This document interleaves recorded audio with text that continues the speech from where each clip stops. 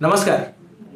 मराठवाड्यातील कर्मवीर लोकनेते ॲडव्होकेट गणेशराव दुधगावकर यांची जी खुली वक्तृत्व स्पर्धा आहे, द्वितीय वर्ष हे त्याचं वर्ष आहे आता, त्याकरिता मी हा व्हिडिओ बनवत आहे. तर ह्या स्पर्धेचा जो विषय नेमण्यात आलेला आहे तो आहे भगवद्गीतेचा 18व्या चॅप्टर म्हणजेच 18व्या अध्यायामधला 66वा वर्स म्हणजे श्लोक. तर तो जो श्लोक आहे, पहिले मी तुमच्यासमोर तो श्लोक सादर करेन आणि त्याच्यानंतर मी याच्या एक्सप्लेनेशनची सुरुवात करेन. सर्वधर्मान् परित्यज्य मामेकं शरणं व्रज अहं त्वां सर्व पापेभ्यो मोक्षयिष्यामि मा शुचः. ह्या श्लोकामध्ये भगवंत कृष्ण जे आहेत ते अर्जुनाला सांगतात 18व्या अध्यायामध्ये की तू सर्व धर्मांचा त्याग करून टाक आणि माझ्या एकाला मात्र शरणी येतो. ते केल्याने मी तुला माझी शरण देईन. अहम त्वाम सर्व पापेभ्यो, मी तुला सगळ्या पापातनं मुक्त करेन आणि मोक्ष इष्यामि मा शुचः, मी तुला स्वतः मोक्ष प्रदान करेन. जर आपण या श्लोकाला व्यवस्थित पाहिलं तर ह्या श्लोकाचा जो म्हणजे अविभाजित अंग जो आहे तो पहिल्या चॅप्टरमध्ये तुम्हाला नक्कीच मिळेल. ज्यावेळेस अर्जुन ज्यावेळेस महाभारताच्या युद्धामध्ये सुरुवातीला ज्यावेळेस कौरवांच्या समोर जातो, कृष्णाला सांगतो, कृष्णा मला कौरव सैन्यांच्या समोर नाही, मला पाहायचं आहे नेमकं कोण कोण अशा व्यक्ती आहेत जे माझ्या जोडीला लढण्याकरिता आलेले आहेत. त्यावेळेस मुद्दामून कृष्ण अर्जुनाला भीष्म पितामह आणि गुरु द्रोणाचार्य यांच्या समोर नेऊन उभे करतात. त्या क्षणी होतं काय की काही कारणास्तव अर्जुन पूर्णतः असंतुलित होऊन जातो, विचलित होऊन जातो. अर्जुन काही कारणं देऊ लागतो की ह्या कारणास्तव मी युद्ध करू शकणार नाही. आणि त्या कारणामध्ये आपल्याला माहिती कशा प्रकारे अर्जुन सांगतो की मला सिनफुल रिॲक्शन लागेल, म्हणजेच मला पाप लागेल या गोष्टीचं. जर मी माझ्या नातेवाईकांना मारलं तर ह्या सगळ्यांना मी मारलं तर मी कसं भोगू शकेन जे आसपासचं जे पूर्ण राज्य नंतर मी जे मिळवेन त्या राज्याला मी कसं भोगू शकेन. त्या जोडीला जर मी सगळ्यांना मारलं तर त्यांच्या ज्या कुलस्त्रिया आहेत त्या स्त्रिया विधवा होऊन जातील, त्यांचा कोणीही फायदा उचलू शकतं आणि त्यामुळे इरिलिजन सगळीकडे पसरू शकतं. त्या जोडीला त्याला कळत नव्हतं, इनडिसिजन म्हणजे त्याला कळतच नव्हतं की नेमकं आता मी लढू किंवा नको लढू. त्याला ते डिसिजन्स घेता येत नव्हतं त्या परिस्थितीमध्ये. अशी परिस्थिती अर्जुनावरती त्या क्षणी आली होती. भगवंत दुसऱ्या अध्यायापासनं कर्मयोगाच्या थ्रू, ज्ञानयोगाच्या थ्रू, भक्तियोगाच्या थ्रू सुरुवातीला अर्जुनाला सांगण्याचा प्रयास करतात की कसं तू तुझ्या कर्मावरती लक्ष केलं पाहिजे. तुझं तसं करशील तर कसं तुला, जर तू लढलास तर तुला जर जिंकलास तुला राज्य मिळेल आणि तू हारलास तुला स्वर्ग प्राप्त होईल. पण तू लढलास नाहीस आणि तू असंच जसं अर्जुन सांगतो देखील, अर्जुन एक कुलधर्माची एक डेफिनेशन सांगतो. अर्जुन हे देखील सांगतो की भगवंत जसा एक सनातन धर्म असतो तसा एक कुलधर्म देखील असतो. म्हणजे हे जीवन जगत असताना फक्त ह्या जीवनाकरिता एक धर्म आधारित असतो. अर्जुन त्या क्षणी सांगतो की भगवंता, मी जर ह्या सगळ्या लोकांना मारलं तर यांच्या ज्या स्त्रिया आहेत त्या विधवा होऊन जातील. आणि जर घरामध्ये एखादा मोठा व्यक्ती नसेल तर पुढे जाऊन जे काही संस्कार जे पुढे फॅमिलीला मिळाले पाहिजे, आपल्याला माहिती आपले 40 संस्कार आहेत. तो विवाह संस्कार आपण बोलतो ना, तो पण संस्कारामध्ये येतो. तर मग असे काही संस्कार आहेत, त्या संस्काराला पुढे कोण चालवेल. तुम्हाला जर माहीत असेल तर आपण आपल्या पितरांसाठी काही कर्म करतो. पितृदोष बऱ्याच वेळा होतो ना, जे आपण कर्म नाही करत त्यामुळेच हा पितृदोष होत असतो. पण जर आपण आपल्या पितरांना तारणार नाही तर पुढे जाऊन जेवढी सगळी पिढी आहे ना त्या पिढीला नरक प्राप्त होऊन जाईल. आता पितरांना देखील मोक्ष प्राप्त होणार नाही. पण जर आपण हे कर्म जर नाही केलं तर मग सगळ्यांना मारलं तर पुढे जाऊन संस्कार फॉलो नाही होणार. आणि जर संस्कारांना कोणी फॉलो नाही केलं तर पुढे जाऊन पितरांचं नुकसान होईल. त्यामध्ये जे लोक जन्म घेतील त्या लोकांना पुढे जाऊन मोक्ष प्राप्ती होणार नाही, भगवंताचं धाम वैकुंठ मिळणार नाही. मग अशा परिस्थितीमध्ये त्यांना नरकाची यातना भोगावी लागतील. मग अशा काही कुलधर्मांबद्दल अर्जुन त्या क्षणी बोलतोय. आता सांगण्यासारखी महत्वाची गोष्ट म्हणजे ज्यावेळेस भगवंत शेवटी अर्जुनाला पूर्ण भगवद्गीता सांगतात त्यावेळेस भगवंत रिवाइज करतात, सर्व धर्मान् परित्यज्य मामेकं शरणं व्रज. आता ह्या ठिकाणी भगवंत इनडायरेक्टली हे सांगत आहेत, भगवंतांचं असं म्हणणं आहे की सर्व धर्मान् परित्यज्य, सगळ्या जर तू इतर धर्मांचा त्याग करून तुझं मला शरणी आलास तर मी तुला सगळ्या पापातनं मुक्त करेन. आता काही लोक याचा अर्थ हा घेऊ शकतात की इतर धर्मांना फॉलोच करण्याची गरज नाही. हे बघा, इतर धर्मांना फॉलो करणं देखील गरजेचं आहे. पण जर एखादा व्यक्ती पूर्णतः भगवंतांना शरणी चाललाय, जसं संत तुकाराम महाराजांचं मी एक्झाम्पल घेईन. संत तुकाराम महाराज त्यांच्या जीवनामध्ये कम्प्लिटली भगवंत विठ्ठलाला सरेंडर्ड होते.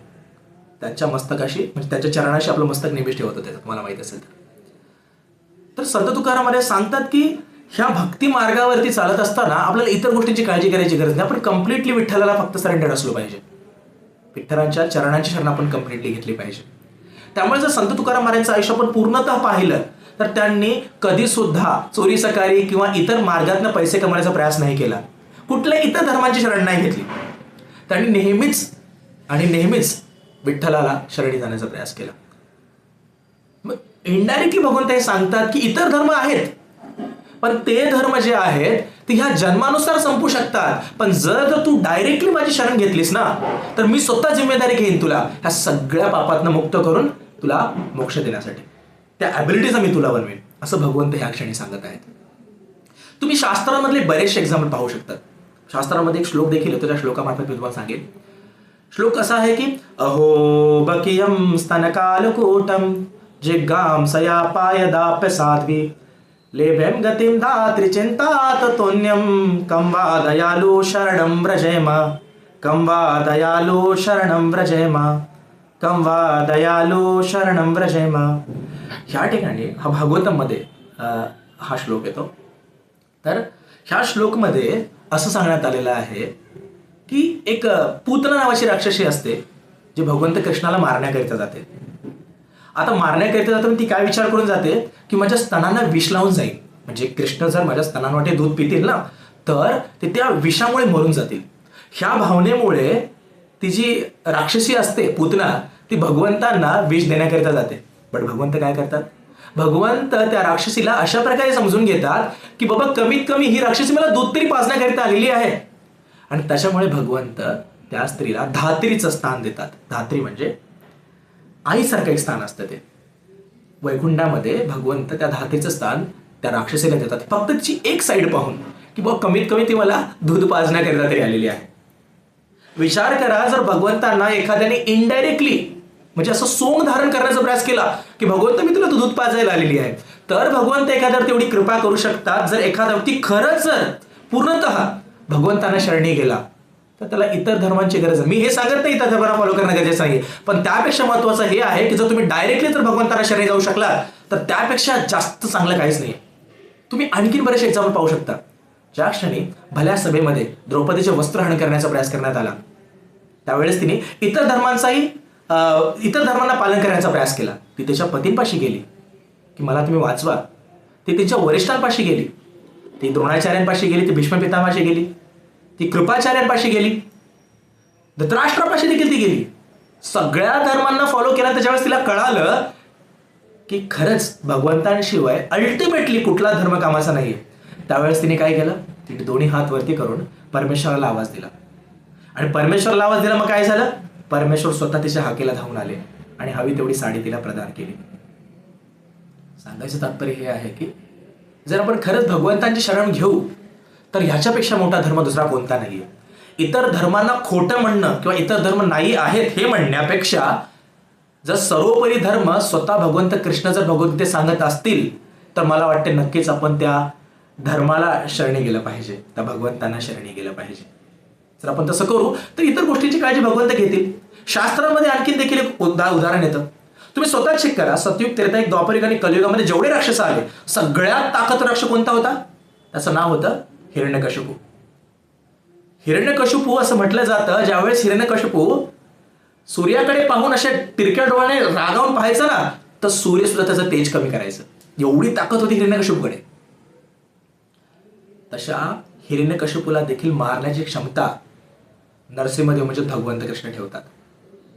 आता तुम्हीच मला सांगा हे का होऊ शकलं, कारण प्रल्हादाने फक्त आणि फक्त भगवंतांच्या नामाची भगवंताची शरण घेतली होती, इतर गोष्टींची शरण त्यांनी घेतली नव्हती. त्यामुळेच भगवंत इनडायरेक्टली आपल्याला हे सांगण्याचा प्रयास करतात की जर आपण एकदा भगवंताच्या नामाची किंवा एकदम भगवंताची शरण घेतली ना तर एक गोष्ट लक्षात घ्या, भगवंत तुम्हाला स्वतः प्रोटेक्ट करणार आणि भगवंत तुम्हाला स्वतः ती गती प्राप्त करून देण्याची सर्वात उच्च गती आहे. त्याच्यामुळे इतर छोट्या मोठ्या धर्मांची शरण घेण्यापेक्षा जर एखादा व्यक्ती डायरेक्टली भगवंताची शरण घेऊ शकला तर त्यापेक्षा उच्चतम आणखीन काय असेल. हिरण्यकशिपूने किती प्रयास केला मारण्याचा प्रल्हाद महाराजांना, पण मारू शकला का, नाही मारू शकला. शास्त्रामध्ये आणखी देखील एक एक्झाम्पल येतं, तुम्हाला माहिती असेल बली महाराज राक्षसांचे राजा होते. ज्या वेळेस शेवटचं अश्वमेध चालू होतं त्या क्षणी बाहेर वामनदेव एका छोट्याशा ब्राह्मणाचा अवतार घेऊन बाहेर येतात आणि ते काय सांगतात की मला 3 पाऊल भूमी दे. त्यावेळेस त्यांचे जे गुरु असतात ना, त्यांचे गुरु त्यांना सांगतात की नाही बुवा, तुम्ही देऊ नका, ही जमीन तुम्ही देऊ नका, कारण हा मला असं वाटतं विष्णू आहे. मग त्यावेळेस आता गुरूंच्या प्रती आपला धर्म आपल्याला फॉलो करायचा, ही गोष्ट पण तर बली महाराजांसमोर होतीच ना. पण त्यावेळेस बली महाराज सांगतात की मला आठवतंय माझे जे पूर्वज होते ना, प्रल्हाद महाराज जे होते ना, ते बली महाराजांचे पूर्वज होते. जरी तुम्ही विष्णू असाल तरी तुम्ही त्यांचा उद्धार केला होता. मला तुमच्यावरती पूर्ण विश्वास आहे. जर तुम्हाला माझ्याकडनं सगळं काढून घ्यायचंच असेल तर तुम्ही कसंही काढून घ्याल, आणि जर तुम्हाला मला द्यायचंच असेल तर तुम्ही मला कसंही द्याल. त्याच्यामुळे ते स्वतः वचन देतात की मी तुम्हाला 3 पाऊल देईन. आणि 2 पावलांमध्ये ज्या वेळेस ते पूर्ण संसाराला, त्रिलोकाला मापून घेतात ना, त्यावेळेस बली महाराज सांगतात, त्यावेळेस ते रागवत नाही की तू तर मला लुटून घेतलं 3 पावलांमध्ये, असं नाही म्हणत ते हे सांगतात की 3रा पाऊल माझ्या डोक्यावरती ठेवा, कारण राजा हा नेहमी राज्यापेक्षा वेगळा असतो. आणि ज्या वेळेस स्वतः वामनदेव हे पाहतात की माझा भक्त माझ्या सॅटिस्फॅक्शनसाठी ह्या पदापर्यंत जाण्यासाठी रेडी आहे, त्यावेळेस भगवंत काय करतात, त्यांना सुतल लोक देतात. सांगायचं तात्पर्य हे आहे की जर तुम्ही खरंच सगळ्या धर्मांचा त्याग करून भगवंतांना जर ऍक्सेप्ट करू शकले, भगवंताच्या चरणाची शरण घेऊ शकले, तर इतर गोष्टींची काळजी करायची तुम्हाला गरज नाहीये. त्या गोष्टीची काळजी स्वतः भगवंत करतील. भगवंत भक्तांसाठी स्वतःच्या वचनांना तोडण्यासाठी देखील मागे होत नाहीत. तुम्हाला जर माहित असेल तर भगवंतांनी वचन दिलं होतं की महाभारतामध्ये मी कुठलंही अस्त्र उचलणार नाही. पण ज्या क्षणी भगवंतांना कळतं की आता अर्जुन मे बी मारला जाईल भीष्म पितामहाच्या जोडीला, भीष्म पितामह ज्यावेळेस खूप ॲग्रेसिव्हली त्यांच्यावरती बाणांचा प्रहार करत असतात, त्यावेळेस कृष्ण स्वतः काय करतात, स्वतः रथाचा जो चाक असतात तो उचलून भीष्म पितामहाला मारायला जातात. त्यावेळेस ह्या गोष्टीची काळजी भगवंत करत नाहीत की इथं माझं वचन तुटतंय, कारण भगवंत भक्तांसमोर दुसऱ्या कोणत्या गोष्टीला घेत नाहीत. त्यामुळेच जर आपण डायरेक्टली भगवंताची शरण घेऊ शकलो तर आपल्याला इतर गोष्टींची काळजी करण्याची गरज नाही. हेच भगवंत ह्या श्लोकातून आपल्याला सांगायचा प्रयास करतात. धन्यवाद.